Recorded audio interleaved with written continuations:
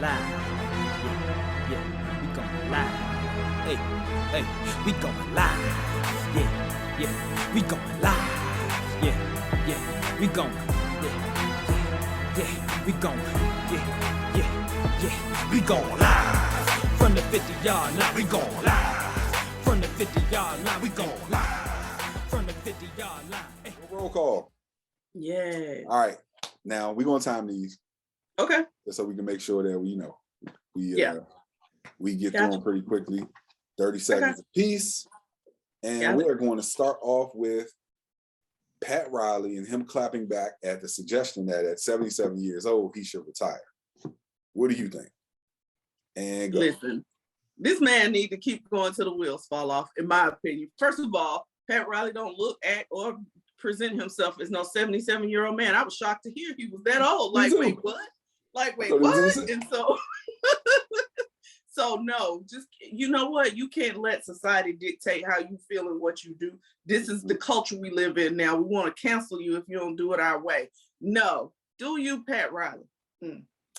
Now, Pat Riley was behaving the way that Phil Jackson was, then I 100% would tell him to retire. But since he's not, and he is still fielding teams who are number one seeds, go until the wheels fall off, like you said. That's right. Keep that hair tinted, right. Nice leg. Keep it moving, sir. Right. I'm here for it. All right. Let's go ahead to this next one. Okay. The AFC West has 3 potential Hall of Famers at quarterback, and that's so you got to name them. Yeah, I was about to say that, and that's Russell Wilson. Mm-hmm. What is his Patrick name? Mahomes. Patrick Mahomes, and Derek Carr. Derek Carr, and then Justin Herbert. And Justin Herbert is the other. He's just getting started. No, don't. He's just getting started, but I mean, I'm just saying. I don't know. We're not having that conversation. No. Okay, we'll wait a few years until he's done some things. Absolutely. Okay. He has not earned that. No. No. Is this the best division of quarterback talent you've ever seen? Absolutely. Okay. Absolutely. I mean, you could have just said 2 of them and I'd have been like, yep. You know what I mean? Like, yep. Just because. That's Patrick Mahomes? You did. Oh, okay. Because Patrick Mahomes, and now you've got Russell Wilson in this division. Like, I mean, I'm not discounting Derek Carr because I still think he's a tremendous quarterback, but they are on a different level. Yeah. And so, like what other, I looked, tell me what other division, every division got like a, okay. Or they got a really good and then everybody else is like, oh, but no division is like, they not stacked up like this. Yeah.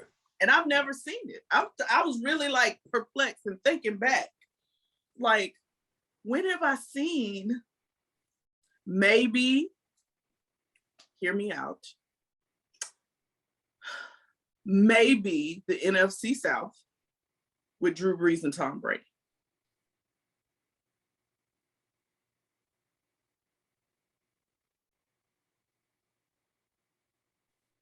And then Matt Ryan would have been your Derek Carr in that situation, right? Yeah.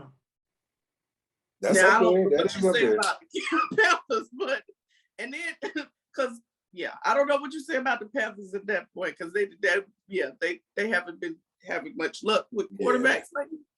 But that is one of the rival. Actually, that makes me kind of want to dig into this a little bit more. I've been thinking about it, like, who? I had too, but but that's the only thing I could come up with was the NFC South. Because it was the 1 year. Yeah. I didn't even think about Tom Brady and Drew Brees together. It's the same, yes. That is actually a good one. Because we know those are definitely 2 Hall of Fame quarterbacks. Definitely.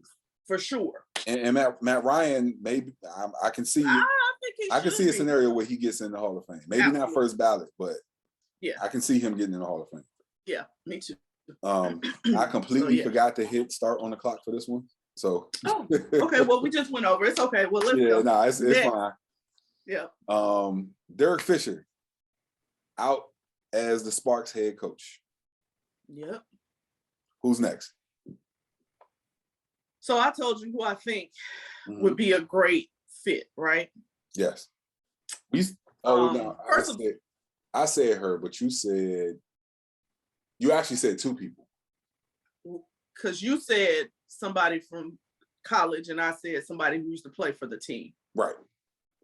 So, but both of us believe that it should be a female. Yes. And so I feel like Lisa Leslie would be an exception. I don't know what she's doing, what she want to do, but she would be an exceptional addition for this team, just for morale, just because of who she is. Right. Like all of those things. I don't know. And your pick, I love, but I know that ain't happening. Yeah. Yeah, I don't think that Dawn Staley is going to leave South Carolina. So I think that may not be a great pick. Yeah. And my backup pick was Cynthia Cooper, who is right now with Texas Southern. Right.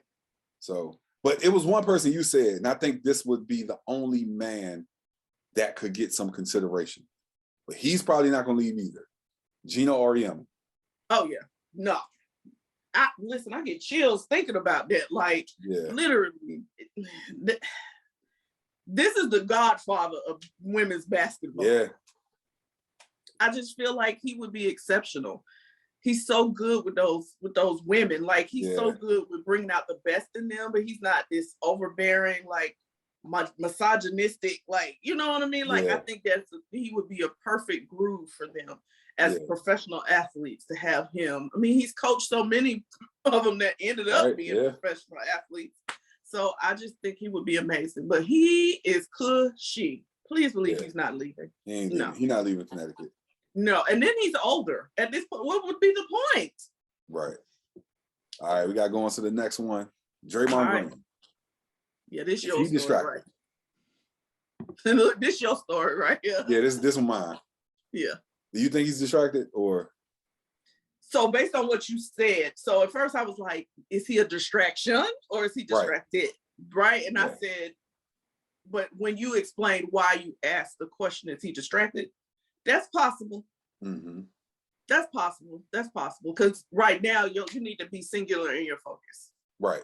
And so because he actually came out and said, since we've put this topic on here, came out and said, rain, sleet, or shine, win, lose, or draw, I'm doing this podcast. So get over it. Okay. And I don't think the issue really is the podcast, right? I think the issue is because if he was playing well, no, this wouldn't even be a story. Right. The issue is that because he's playing well, because he's not playing well. Right. Like his insistence on doing this podcast makes it look like he's distracted. And so, different strokes for different folks. I don't know if he really is distracted, but I just know that if you're going to do stuff like a podcast every night, and you are averaging the same amount of fouls as you are points, people are going to look at you like you're distracted. And I agree with him not letting it be that people, what I do know about him is he ain't the kind of person to be pushed around by people. Yeah. So if he felt like that was the problem, I feel like he would say and just cut it. I would say that. Well, actually, because of what you said, I feel like he wouldn't. I think he's stubborn enough to be like, well, I don't think it's a problem, so I'm not stopping. I don't know. That ain't the feeling I get from him, but. Now put the cameras on me, put the cameras on me, put the cameras on me, put the cameras on me, put the cameras on me, put the cameras on me, put the cameras on me.